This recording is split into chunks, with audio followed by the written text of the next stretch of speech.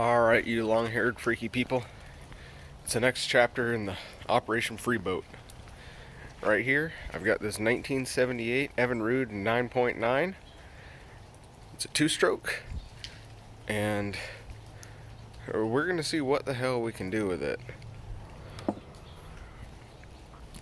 Now, as you can see, this is much worse than that Honda I have. And on top of that, it's seized solid. But it was free.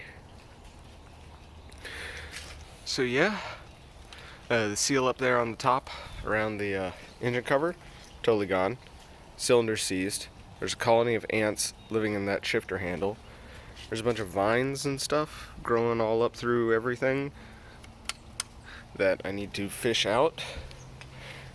Let's see, the side of the extension case has a chunk blown out of it. I don't know how the hell that happened.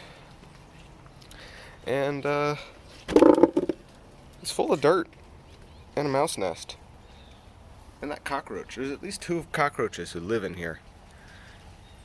And I'll see them, they stick their little antennae out of there and they go. It's great. Why can't I ever have nice things? Anyway, so here's what it looks like inside of there. Stay. Not good. There's mouse shit on the ignition coil. There's a mouse nest right there. Let's see. Yep, that don't work. Oh, Lord. There's a literal ant nest right there inside of the intake. That might be why it's seized. You know, there's just all this dirt. Yeah, but it's a real simple two-stroke. Now, this thing is only like 60 pounds compared to the 100-pound Honda I have, even though they're the same horsepower. And actually, the only difference between this and the 15.5 is the carburetor. And I think it may only be the jets and the carburetor that are different. It's fuel limited, not, compression or anything like that. So, because it's two-stroke, there's a lot of shit it doesn't need, which is, why this weighs substantially less. I'm guessing it has a cooling system because we got that going on. But I don't really see a thermostat housing anywhere. So I don't think the block is water cooled. It may just be this guy down in here that's water cooled. I don't really know how that works. But there's no oil bath, so you don't have the oil holding you down. Yeah. And I mean, it is a two-stroke, so I guess it could be air-cooled. I don't really know. I haven't dug into it too much. But yeah, I'm gonna do what I can to clean all this crap out. And once I get the inside of this looking somewhat decent, my current thought is to pull the head and get a block of wood and try and beat that cylinder until it moves. And if I can get the cylinder to break free, and there's not pitting that deep in the side of the cylinder wall, I mean, it's a two-stroke. I can always disassemble everything, hone the cylinders, and see if I can get it to do anything.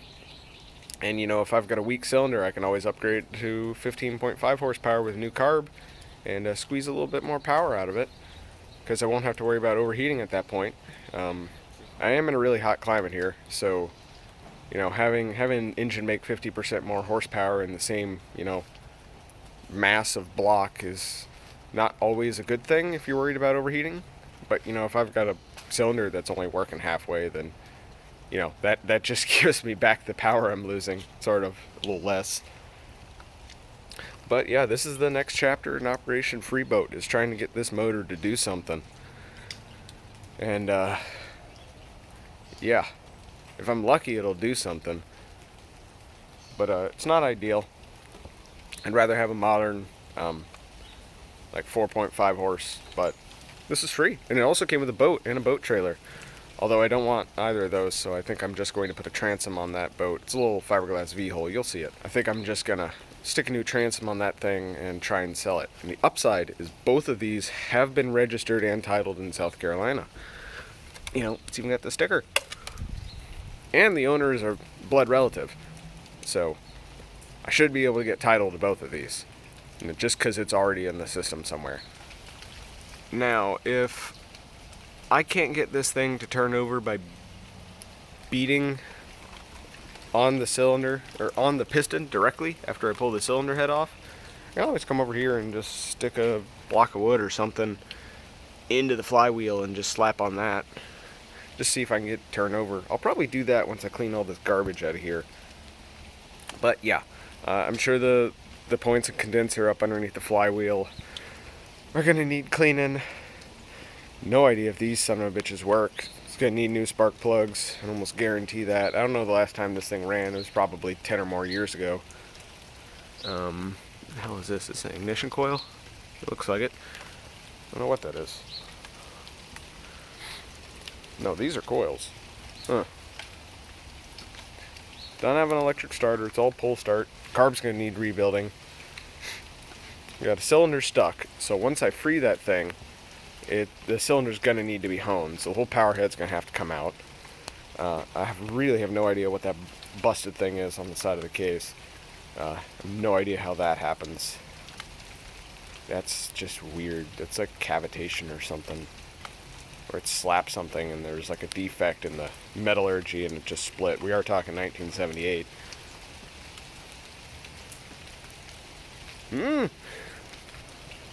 We'll see what the hell happens.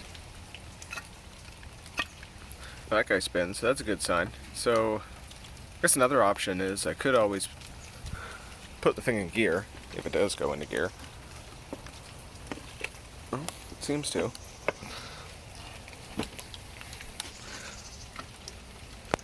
And I can always put a socket on that castle nut, try and turn it over that way. I did just take this piece of aluminum and I stuck it on the rope pull starter on top of the flywheel. It's got two little notches, and I stuck it on that, and I just gave it 3 wraps one direction, 3 wraps back the other direction, and I was getting about that much play out of it.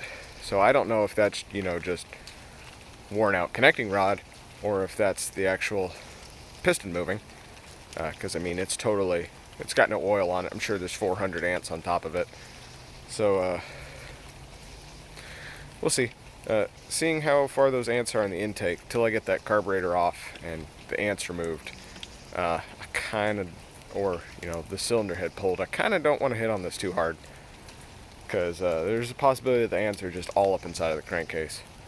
Hey, look at that. We even found a free life jacket on the side of the road. It just keeps coming. Wasn't kidding about the ant nest. Looks like they realized their time was nigh and they're trying to escape. They busted this thing out of the carb. So I'm just gonna take the Sucky Boy 9000 and just start giving it the old suck. And we'll see what the hell we have under here.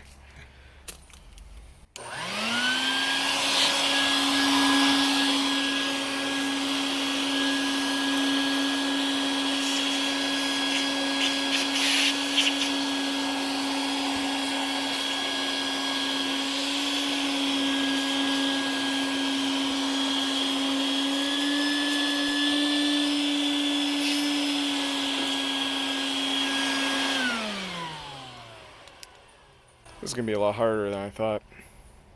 Stand by. Well, it looks a fair bit better. Can't get rid of all the ants. So we're going to pull the spark plugs and see how many ants are on them. Hopefully it should be between 0 and 0. And here I am just pulling the spark plugs. The audio cut out on my phone, so bear with me. As you can see, it's very oily, very cruddy, but it's not rusty. That's a good sign. This top one came out with about 20 foot-pounds of torque, which was a lot less than I expected, and the bottom one came out with about 30 foot-pounds of torque. Maybe even 25. And that one also is very oily, very cruddy, but not rusty. So that's a good thing. It may not be seized, especially if there's still oil in the cylinders. The ants are part of the charm, okay? They add horsepower. Look at this. Yeah, probably. Oh, I heard compression.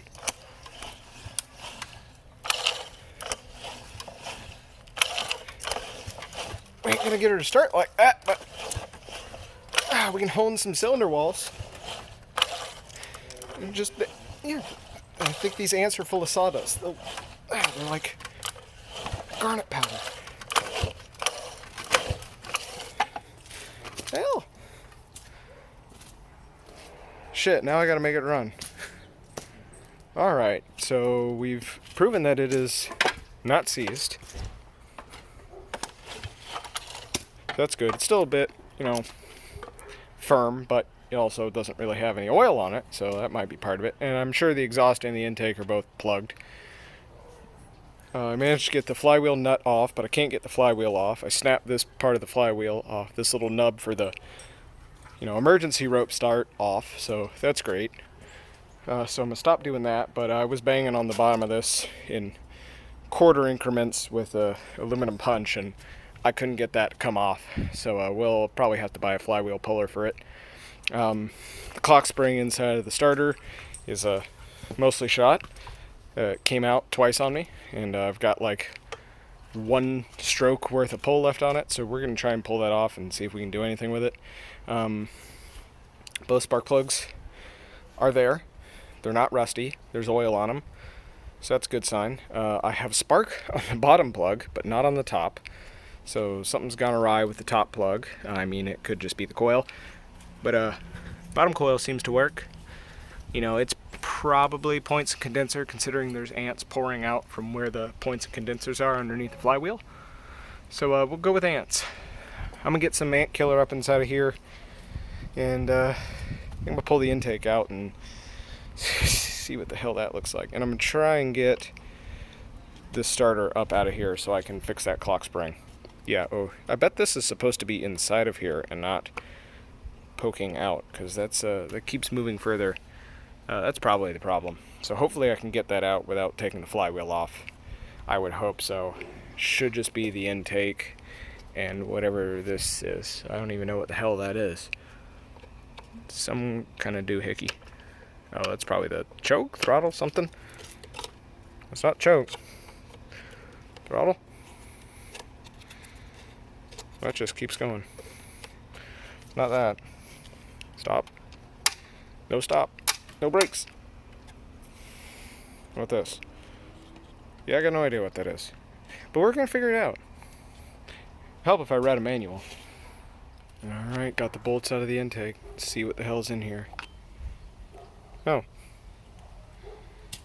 It's not horrible unless the ants are inside of the carb.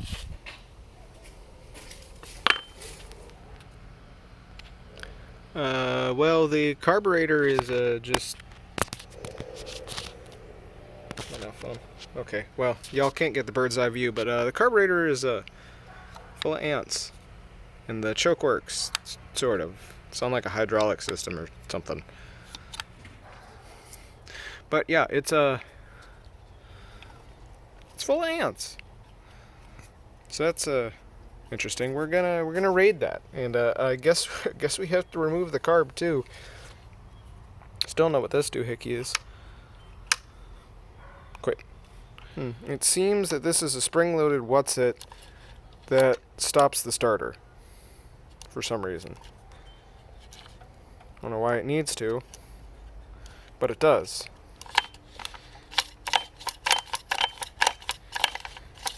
Or maybe it forces this up. No, I don't know. I don't know what the fuck it does. Manuals are written for a reason. We're gonna fix this starter, hopefully. Oh, hey, there's magnets in the flywheel. I made a compass. Neat. Except it's not, because it points whatever direction it wants, not north. Or does it? It's pretty cool. Alright, I'm gonna quit fucking around and continue fucking around. Alright, so the starter's apart, and the clock spring is definitely broken. Just snapped her right off. So, we're gonna redneck it back together, and by that I mean I'm just gonna take that broken end, pull it up out through this little notch in the housing, and then just bend it over about 180 degrees if I can, and if I break it then we won't do that, but I don't think I will, so we're gonna try that. Alright, I don't think that's how it was from the factory, but that's how it's gonna be now, because that's what I can do, and it's not a normal setup, and don't go anywhere now. We're just getting started. And this is what we're going to go with. Let me put a little oil on that. And then I'm going to get that shit back together before it explodes again. Because I don't want to lose an eye. Don't know what kind of oil this needs, but it's getting 3-in-1 because that's on the shelf. Alright, she's back in there. And... oh, Lord. Blow my hip out. She works, for the most part. See? Better than it used to be. Now, it's getting dark out, so I'm going to put this son of a bitch back together and call it a day. And we'll try and figure out that flywheel later. I feel like this is supposed to move as well, and it's not doing that. So, not sure what that is, but I feel like it should be moving. I'm pretty confident it should be moving. So, yeah, I think that's the throttle. Because that doesn't seem to do anything. So we'll figure that out. And here we have the second free boat. Now this one came from my cousin's house, just, yonder. And she let me have it for the low price of get it the hell out of my yard. I'm tired of mowing around the damn thing. So this is my boat now. And as you can see, this one has actually been registered in the state of South Carolina. And it looks like it has not been on the water since 2004. So that Evin-Rude motor probably has not been run for at least 16 years. It may have been run a couple of years after that, just some other point in time, but probably not. I'm just going to go with 16. And yeah, this is a little fiberglass V-hole. Appears to be 12 foot as well. And the only thing that I can really see wrong with it is that the transom is fucking gone. So we'll have to rebuild one, but that shouldn't be too hard. I had to do that for the other one anyway. I don't know what the hell that was. Oh. Anyway. So I rebuilt the transom on the other boat. Should just be able to slap a bad boy on here. No problem. Nothing a couple sheets of 3/4 inch treated plywood won't fix. But I don't really want to use this boat. I like John boats more than V-holes personally. Plus I want to use that other boat for going out into the creek out on not just out here on the tidal creek behind me, but out on freshwater creeks all over the state. And I'd much rather have a John boat for that. Just because I can get up in marsh and stuff, I can run it aground, I can run it up on sandbars and not worry about, imploding my keel. But yeah, we're going to try and get this thing seaworthy and then sell it, because I should have titles, and then use that to fund the rest of the project. I'm sure no one will want to buy it. I'm going to sell this trailer too. I've got no use for it. But it's Timken bearing equipped, at the very least. So I am a Timken guy. One thing I kind of do want off of this trailer is, if you look right here, it's got 195/75 R14s on it. Some old Ford rims. And I don't think this is a 195, but it's a white wall. And that's the same, well, almost the same tire as on old Mossy over there. So it's tempting, but these are bald. And judging by the dry rotting, these are probably really fucking old. But they hold air. I put air in those 3 days ago, and they seem to be holding it just fine. I was really afraid that was going to explode and take my knee off there. But yeah, I don't know anything about this boat other than that sticker, who owned it before, and that it says CFM with this like dumb albatross looking thing on it, and the transom's gone. This is what that Evin-Rude came off of. Yeah, so I'm gonna try and fix this up, sell it. You know, I just need to really tip it over and shovel all of this dirt and garbage out of it. The dry well is wet, so that's interesting. No seat left on it. The fiberglass seems to be in decent shape. I haven't seen any holes on the bottom yet, but I haven't really looked. Trailer's definitely messed up, and I can't really move it any more than I just did, or it'll probably break more than it already has and put that pointy piece of metal right through the bottom of the boat. So yeah, I got our free boat. I just keep getting free garbage. It's like it's garbage or something. People just give it away.